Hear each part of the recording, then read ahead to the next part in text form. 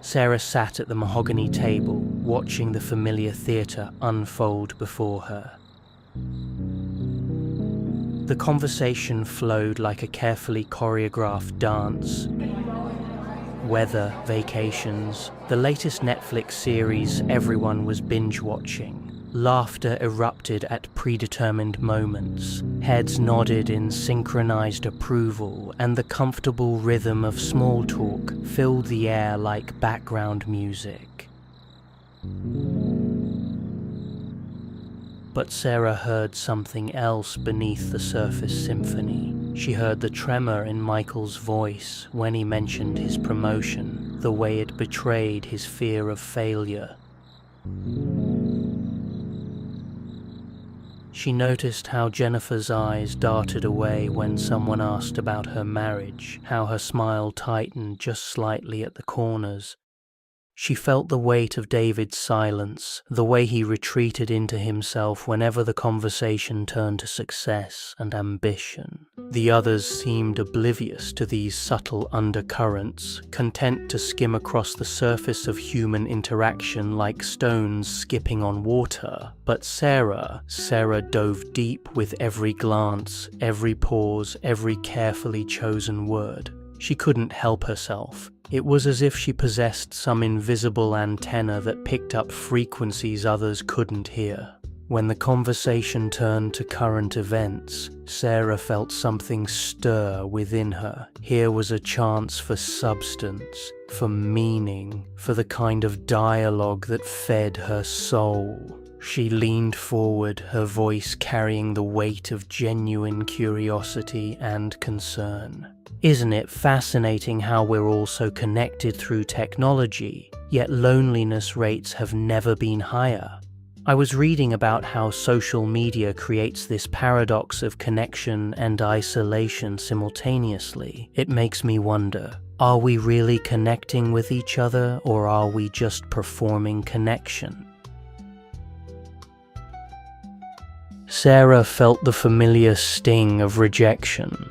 The invisible force field that seemed to surround her words whenever she tried to venture beyond the surface. She smiled politely and retreated into herself, carrying the weight of her unspoken thoughts like stones in her pockets.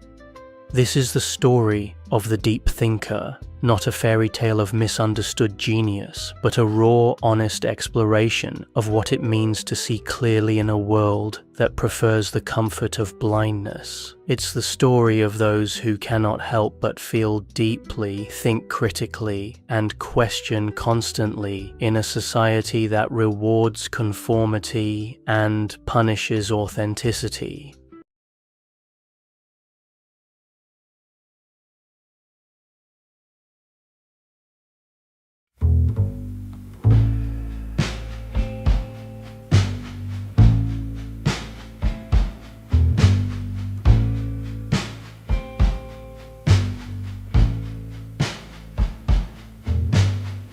Sooner you let my heart torn in two. Sooner you let my nights cold and blue. Love is fake, but none hurt like you.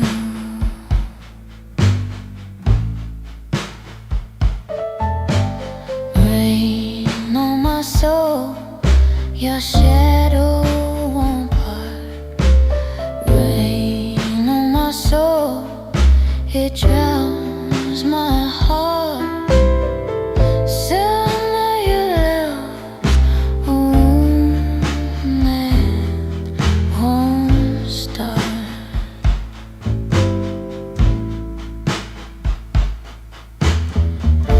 Famine wails like my tears in the dark. Steel drum sighs where you left your mark.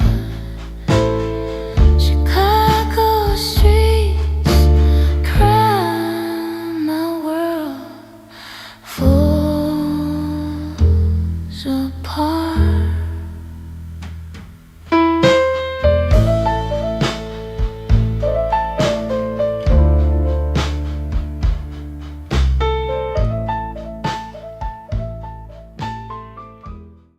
Carl Jung, the pioneering psychologist who spent his life mapping the hidden territories of the human psyche, understood this phenomenon intimately. He wrote, "The more intelligent and self-aware a person is, the more they suffer from the general unconsciousness of society. This isn't a badge of honor, it's a warning, a recognition of the beautiful burden carried by those who cannot unsee what they have seen." The ghost I keep. Sooner your heart breaks. My endless weep.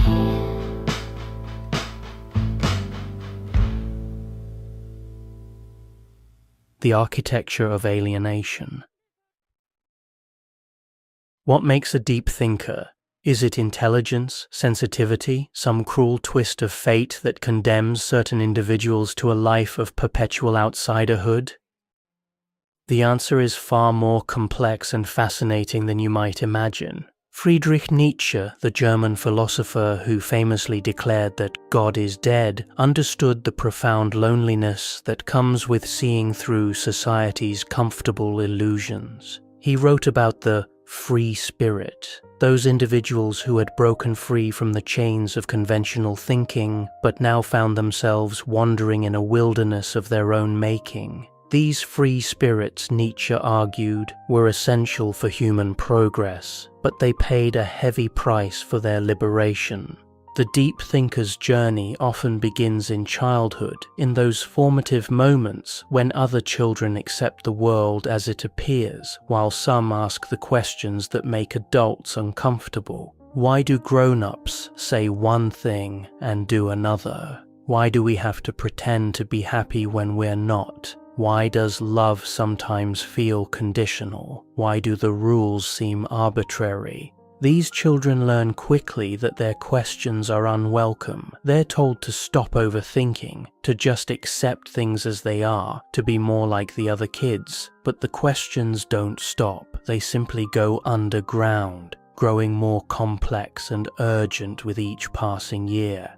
Arthur Schopenhauer, the pessimistic philosopher who influenced both Nietzsche and Jung, observed that most people are like hedgehogs trying to keep warm in winter. They huddle together for comfort, but if they get too close, they prick each other with their spines. The deep thinker often feels like a hedgehog, with particularly sharp spines, desperate for connection, but seemingly destined to wound those who come too close. But here's what makes this phenomenon even more intriguing. Deep thinkers aren't just intellectually different, they're neurologically different.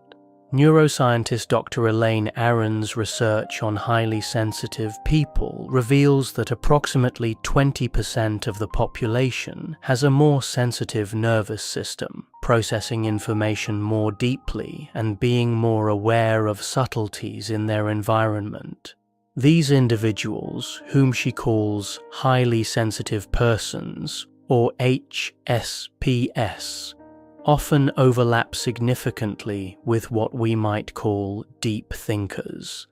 The deep thinker's brain literally works differently. They notice details others miss, pick up on emotional subtleties, and process information more thoroughly.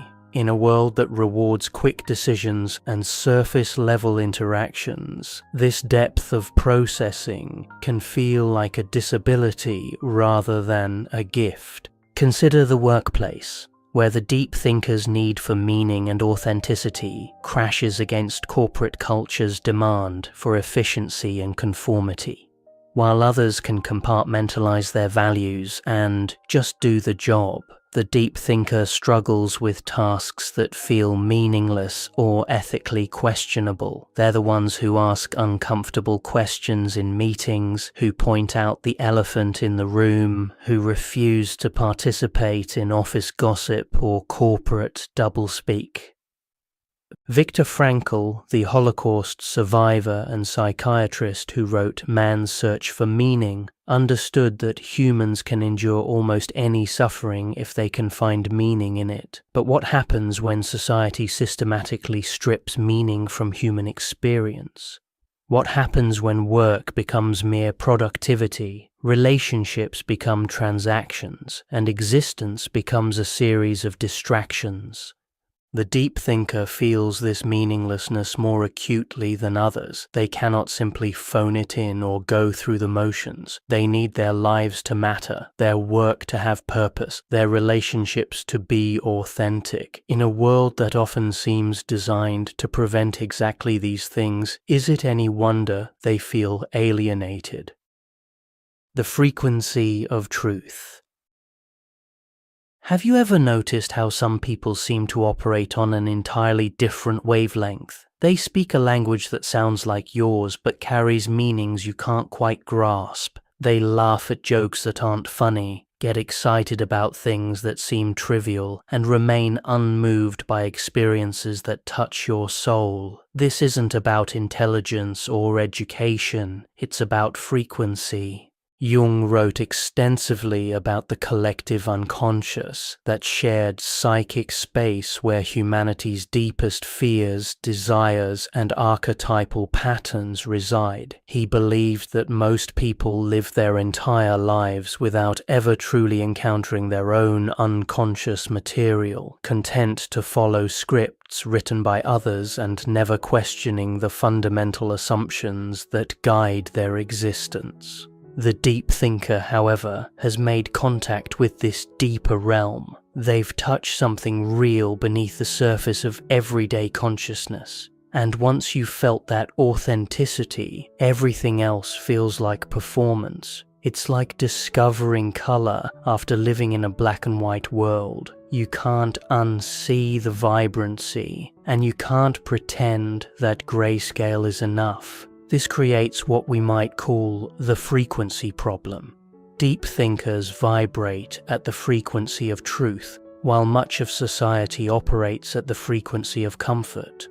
Truth is often uncomfortable, inconvenient, and disruptive. It asks us to look at things we'd rather ignore, to feel things we'd rather numb, to question things we'd rather take for granted.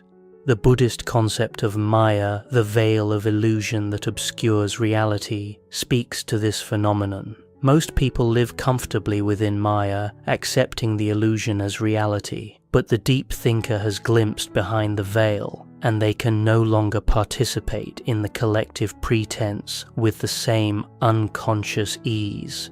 This doesn't make them superior, it makes them lonely. Imagine being the only person in a room who can see that the emperor has no clothes. Your truth-telling isn't welcomed, it's seen as disruptive, negative, or attention-seeking. You're not trying to be difficult, you're simply unable to participate in the collective denial. The ancient Greek philosopher Plato illustrated this perfectly in his famous allegory of the cave. Prisoners chained in a cave mistake shadows on the wall for reality until one breaks free and sees the world as it truly is. When he returns to share his discovery, the other prisoners reject his testimony and prefer their familiar shadows. The truth-teller becomes the outsider, the troublemaker, the one who disturbs the peace.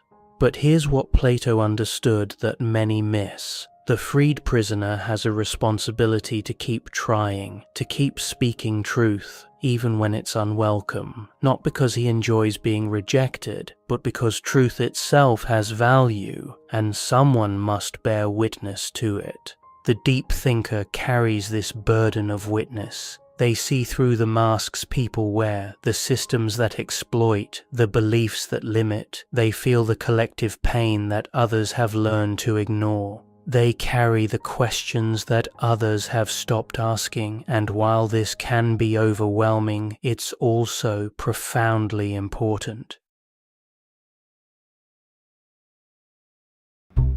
Oh, river, hear my heart it's breaking in the midnight rain. Please, old river, hear my heart, it's breaking in the midnight rain.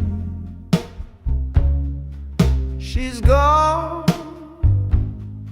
and her shadow's carved in me, flowing with this endless aching pain. Don't let the current drown my tears. Don't let the darkness swallow my fears.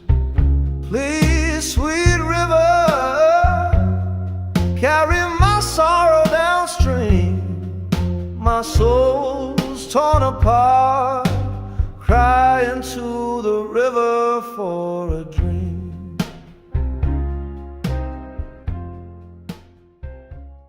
The emotional sponge. Picture this: you walk into a room and immediately sense that something is wrong.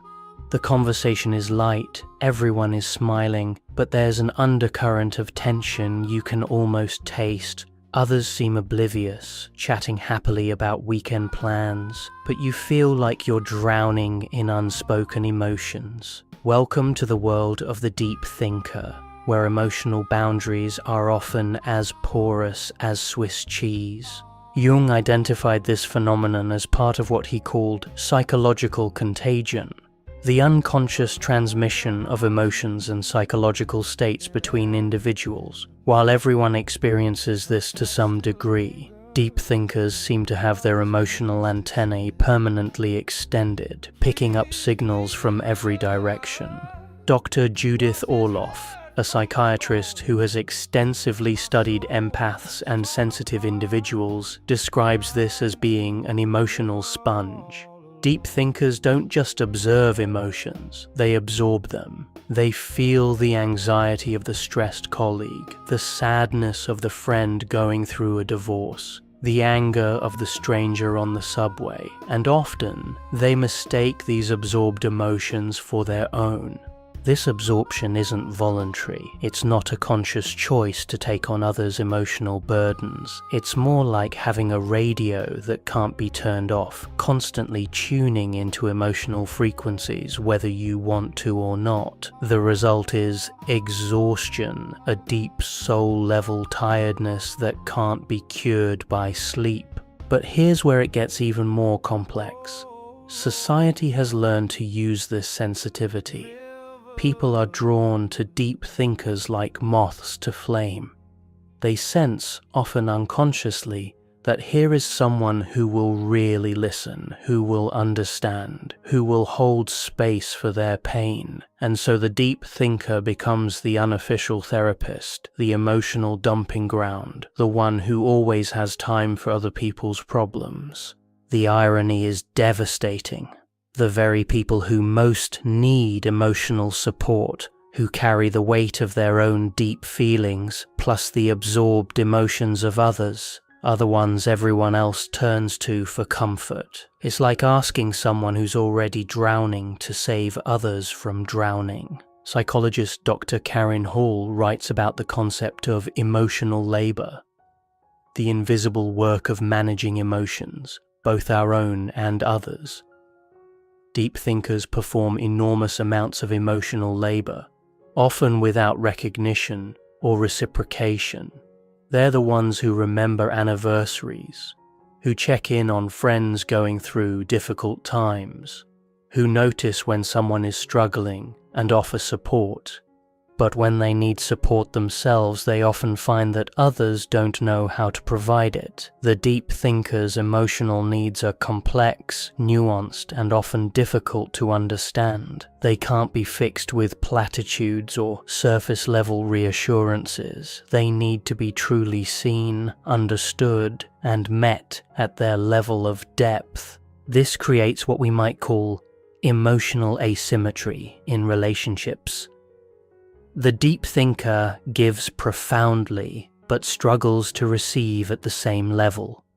They become skilled at supporting others, but often feel like they're speaking a foreign language when trying to express their own needs. The result is a particular kind of loneliness, not the loneliness of being alone, but the loneliness of being misunderstood. It's the loneliness of carrying thoughts and feelings that seem too complex or intense for others to handle. It's the loneliness of always being the strong one, the wise one, the one who has it all figured out, when inside you're often just as lost and confused as everyone else. The mask of normalcy.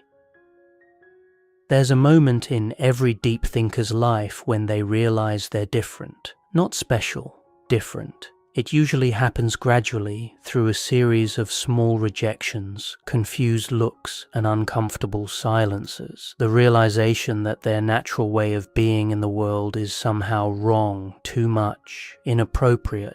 And so begins the careful construction of what we might call the mask of normalcy. This isn't conscious deception, it's survival. The deep thinker learns to modulate their voice, to choose their words carefully, to gauge the emotional temperature of every room before speaking. They become skilled at reading people not out of manipulation, but out of necessity. The mask serves multiple purposes. It protects the deep thinker from rejection and allows them to move through society with less friction. But it also protects others from the discomfort of encountering genuine depth. The mask is a kind of emotional diplomacy, a way of saying, "Don't worry, I won't make you feel things you don't want to feel."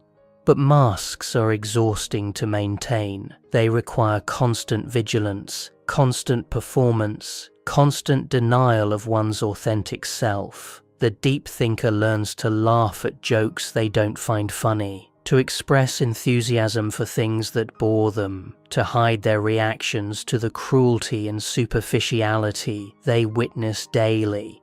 The existentialist philosopher Jean-Paul Sartre wrote about bad faith, the ways we lie to ourselves to avoid the anxiety of authentic existence.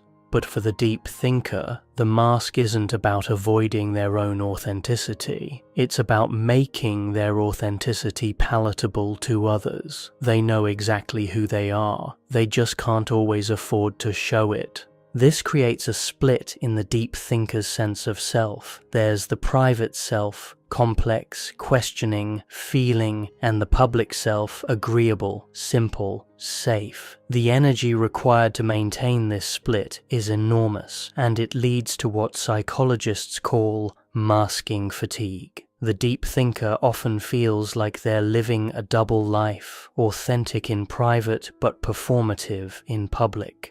The tragedy is that this masking often backfires. While it may help the deep thinker avoid some rejection, it also prevents them from forming the deep connections they crave. How can you be truly known if you're always hiding your true self? How can you find your tribe if you're constantly pretending to be someone else? Yet the alternative, dropping the mask entirely, can feel impossibly risky. The deep thinker has learned, often through painful experience, that their unfiltered self is too much for most people to handle. They've seen how their intensity can overwhelm, how their questions can threaten, how their depth can isolate. This is the deep thinker's catch-22. They need authentic connection to thrive. But their authenticity often drives people away. They need to be seen and understood, but their true self seems to make others uncomfortable. They need community, but they struggle to find others who can match their depth. The collective unconscious conspiracy. Jung's concept of the collective unconscious suggests that beneath our individual minds lies a shared psychic space containing the archetypal patterns and primordial images that shape human experience. But what happens when the collective unconscious becomes infected with fear of depth, authenticity, and genuine feeling? We live in what many psychologists and sociologists call a post-truth society. Not because truth doesn't exist, but because we've collectively decided that comfort is more important than accuracy. We've created systems that reward appearance over substance, performance over authenticity, and agreement over truth-telling. The deep thinker finds themselves in opposition to this collective agreement. They're like the child in the fairy tale who points out that the emperor has no clothes, except instead of being celebrated for their honesty, they're shushed, marginalized, or labeled as negative. Consider the modern workplace, where emotional intelligence is praised in theory but punished in practice. The deep thinker who points out toxic dynamics, who questions unethical practices, or who refuses to participate in office politics is often labeled as not a team player or difficult to work with. The very qualities that make them valuable, their integrity, their insight, their unwillingness to compromise their values, become liabilities in systems that prioritize compliance over consciousness. The educational system provides another example. From an early age, children are taught to value the right answer over the right question. They're rewarded for memorization and compliance, not for critical thinking or creative exploration. The deep thinker child who naturally questions assumptions and seeks understanding rather than just information often struggles in these environments. Social media amplifies this phenomenon by creating echo chambers where complexity is reduced to sound bites and nuance is sacrificed for virality. The deep thinker's natural inclination toward nuanced thinking and complex analysis doesn't translate well to platforms designed for quick consumption and instant gratification. But perhaps most insidiously, the collective unconscious has developed what we might call depth phobia, a fear of psychological and emotional depth. We've created a culture that medicates discomfort, distracts from pain, and pathologizes sadness. We've learned to fear our own inner lives, to avoid the very introspection that might lead to growth and authenticity.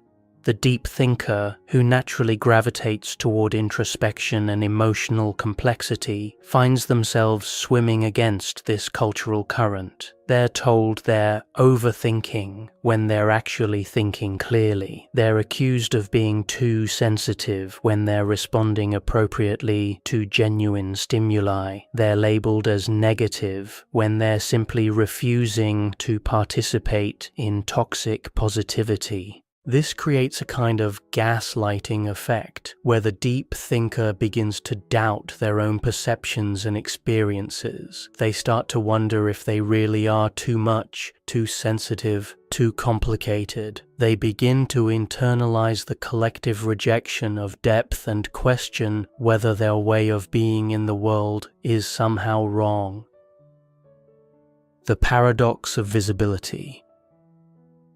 Here's a curious paradox that many deep thinkers experience. They simultaneously feel invisible and exposed. Invisible because their inner world, rich with complex thoughts, deep emotions, and nuanced understanding, remains largely unseen by others. Exposed because their sensitivity makes them vulnerable to every slight, every rejection, every moment of misunderstanding.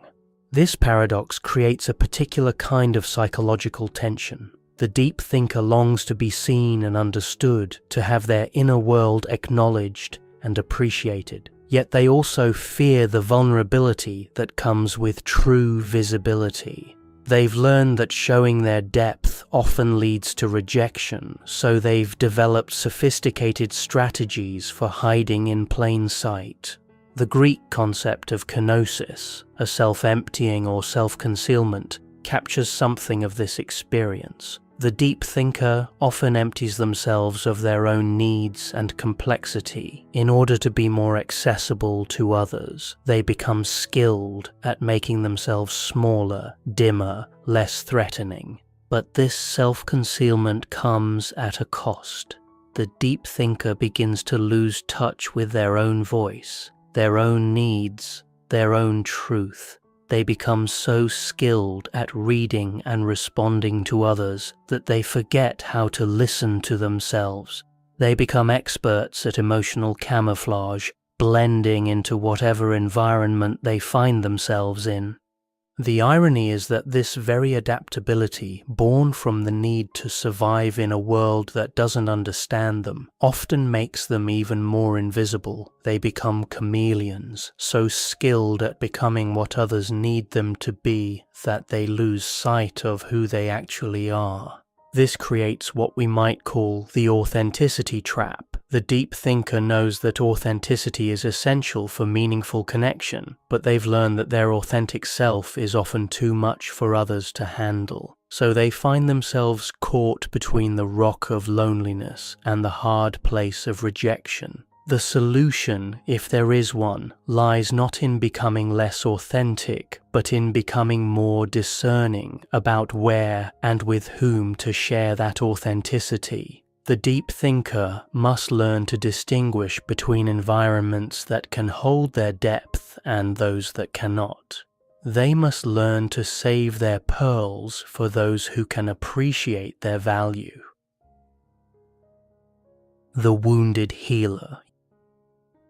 Jung wrote extensively about the archetype of the wounded healer, the person who has been broken by life's challenges but transforms that brokenness into a source of healing for others.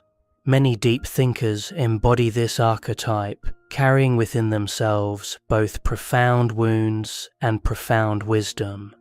The deep thinker's wounds often come from a lifetime of feeling misunderstood, rejected, or too much for the world around them. They've been told to dim their light, to quiet their voice, to stop asking inconvenient questions. They've experienced the pain of authentic connection being met with discomfort or rejection.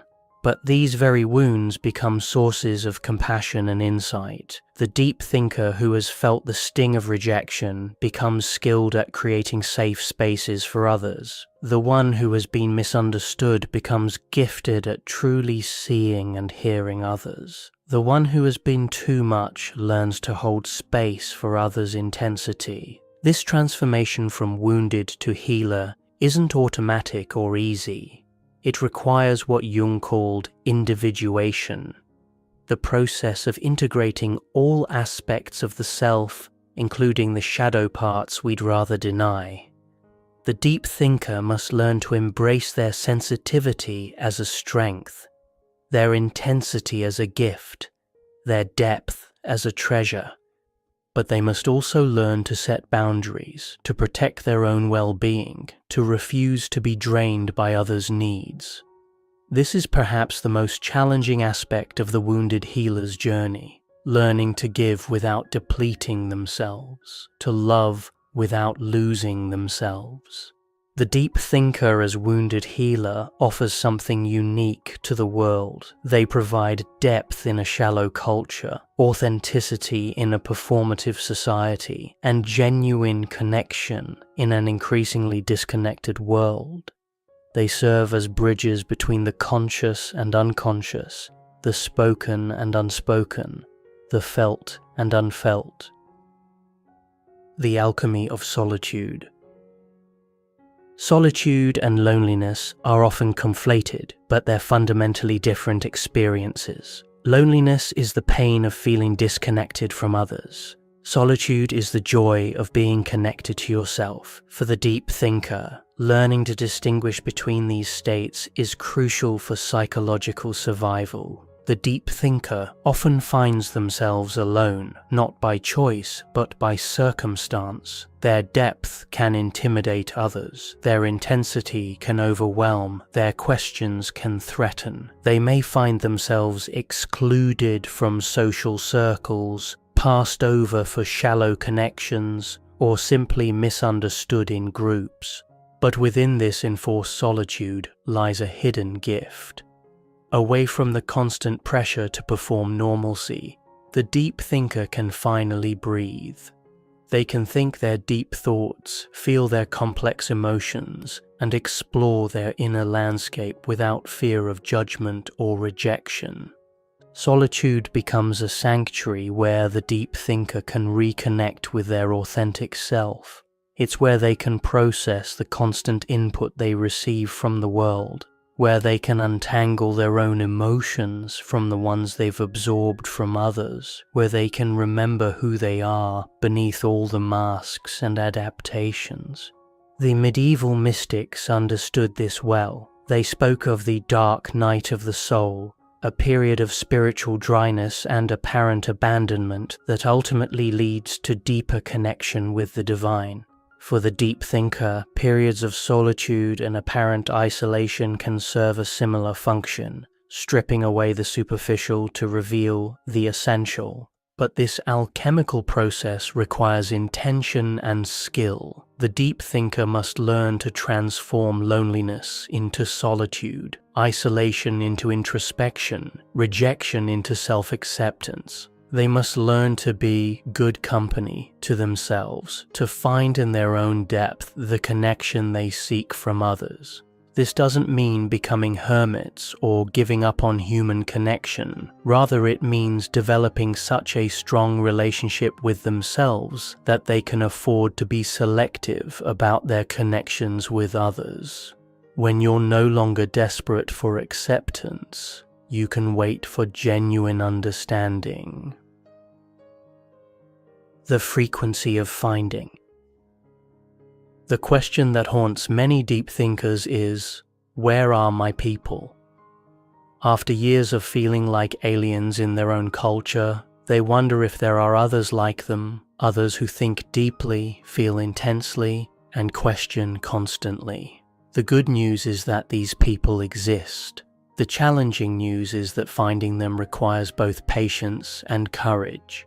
Deep thinkers are drawn to certain environments and activities. They gravitate toward bookstores and libraries, art galleries and museums, coffee shops and quiet corners. They're attracted to philosophy and psychology, literature and poetry, spiritual practices and healing arts. They seek out documentaries over sitcoms, depth over entertainment, meaning over distraction. But even in these environments, deep thinkers often remain hidden. They've learned to camouflage their intensity, to moderate their depth, to test the waters before revealing their true selves. This means that finding other deep thinkers requires a kind of emotional sonar, the ability to sense depth beneath surface interactions. The signs are subtle but recognizable. It's the person who asks follow-up questions, who seems genuinely curious about your inner world, who isn't satisfied with surface-level answers. It's the one who references books you've never heard of, who notices things others miss, who seems to carry a certain weight of awareness.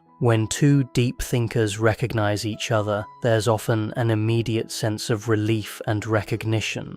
Finally, someone who speaks the same language, who doesn't need things explained or simplified, who can match their intensity and depth. These connections, while rare, are profoundly nourishing. But deep thinkers must also learn to appreciate different types of relationships. Not everyone needs to be a soulmate or philosophical companion. Some relationships can be based on shared activities, others on mutual support, still others on simple companionship. The key is not expecting everyone to meet every need, but rather cultivating a network of relationships that, together, provide the richness and depth the deep thinker requires.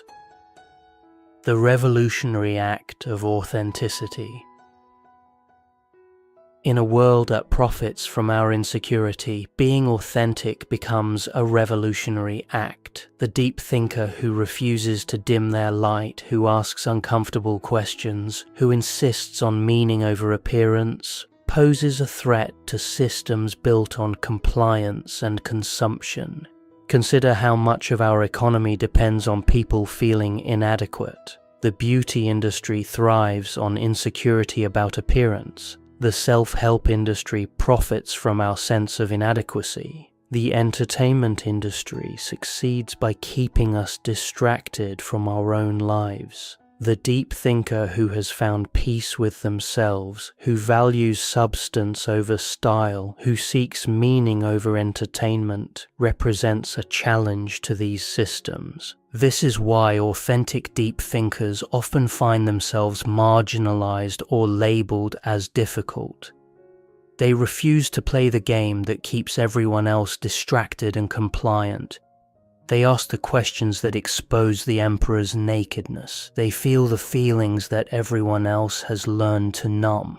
But this refusal to conform isn't about being contrary or rebellious for its own sake. It's about integrity, the integration of inner truth with outer expression. The deep thinker cannot live a lie, cannot pretend to value what they don't value, cannot perform happiness when they feel sadness. This integrity is both their burden and their gift. It's a burden because it makes them aliens in their own culture, outsiders in their own society. But it's also a gift because it allows them to serve as witnesses to truth, as guardians of depth, as bridges between the conscious and unconscious. The philosopher Søren Kierkegaard wrote about the leap of faith, the decision to believe despite uncertainty. For the deep thinker, there's a similar leap required, the leap of authenticity, the decision to be themselves despite the risks, to speak their truth despite the consequences, to value depth despite the world's preference for surface. This leap requires tremendous courage. It means accepting that they may be misunderstood, rejected, or isolated. It means choosing truth over comfort, authenticity over acceptance, depth over ease. But it also means the possibility of genuine connection, meaningful work, and a life lived in alignment with their deepest values. The ripple effect. The deep thinker's influence extends far beyond their immediate circle. Like a stone thrown into still water, their authenticity creates ripples that spread outward in ways they may never fully see or understand. Their refusal to participate in collective unconsciousness gives others permission to wake up. Their commitment to depth creates space for others to explore their own inner worlds. This influence is often subtle and indirect. The deep thinker may never know that their willingness to ask difficult questions inspired someone else to examine their own assumptions. They may never realize that their emotional honesty gave someone else permission to feel their own feelings. They may never understand that their authenticity served as a beacon for others struggling to find their own way. But the ripples are real. Every time a deep thinker chooses authenticity over performance, truth over comfort, depth over surface, they contribute to a larger awakening. They help create a culture that values substance over style, meaning over distraction, consciousness over unconsciousness. This is the deep thinker's ultimate calling, not to be understood by everyone, but to remain true to their own depth. Not to fix the world, but to refuse to participate in its collective denial. Not to be loved by all, but to love themselves enough to stay authentic. The world needs deep thinkers now more than ever. In an age of artificial intelligence and virtual reality, we need people who can think deeply and feel authentically. In a time of increasing polarization and decreasing nuance, we need voices that can hold complexity and ambiguity. In a culture that values speed over depth, we need those who are willing to slow down and think carefully. The invitation. If you recognize yourself in these words, if you feel the familiar ache of being too much in a world that prefers less, then this is your invitation. An invitation to stop apologizing for your depth, to stop shrinking to make others comfortable, to stop pretending that shallow is enough. You are not broken, you are not too much, you are not the problem, you are awake in a world that prefers sleep. conscious in a society that chooses unconsciousness, authentic in a culture that rewards performance. Your sensitivity is not a weakness, it's your superpower. Your depth is not a burden, it's your gift. Your intensity is not a problem, it's your strength. The world needs what you have to offer, even if it doesn't always know how to receive it. The path forward isn't about becoming less of who you are. It's about becoming more skilled at being who you are. It's about learning to distinguish between environments that can hold your depth and those that cannot. It's about finding your tribe while still maintaining compassion for those who aren't part of it. It's about learning to love yourself so deeply that the world's rejection cannot touch your core. It's about developing such a strong relationship with your own authenticity that you can afford to be patient with others' unconsciousness. It's about becoming so rooted in your own truth that you can weather any storm of misunderstanding. The deep thinker's journey is not an easy one. It requires courage, resilience, and a willingness to walk alone when necessary. But it also offers rewards that those who stay on the surface will never know. The joy of authentic connection, the satisfaction of meaningful work, the peace of living in alignment with your deepest values. You are not alone in this. Scattered across the world are others like you, also questioning, also feeling, also seeking depth in a shallow world. Some you will find, others will find you. Trust that your authenticity is a beacon that will attract those who can appreciate its light. The world may seem to prefer illusion, but deep down, it's crying out for truth. It may seem to reward performance, but secretly, it's hungry for authenticity. It may seem to value surface, but its soul is starving for depth. You are the answer to that hunger. You are the light in the darkness. You are the depth in the shallows. You are the truth in the illusion. Don't dim your light to make others comfortable. Don't shrink your truth to fit their comfort zones. Don't apologize for being exactly who you are. The world needs your questions, your feelings, your depth, your truth. It needs your refusal to accept easy answers, your insistence on meaning, your commitment to authenticity. It needs your beautiful, complicated, intense, magnificent self. So be yourself, fully, completely, unapologetically. The world may not always understand, but it will be forever changed by your presence. And in the end, that's all any of us can do. Be who we are as deeply and authentically as possible, and trust that it's enough. Because it is. You are enough. You are more than enough. You are exactly what the world needs, even if it doesn't always know it. Welcome to the tribe of the awake. Welcome to the community of the conscious.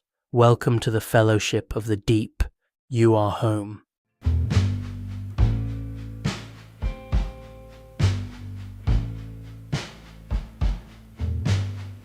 Sooner you left, my heart's torn in two. Sooner you left, my night's cold and blue.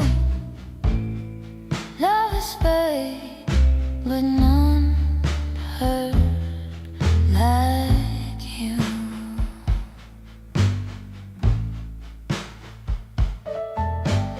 Rain on my soul, your shadow won't part. Rain on my soul, it drowns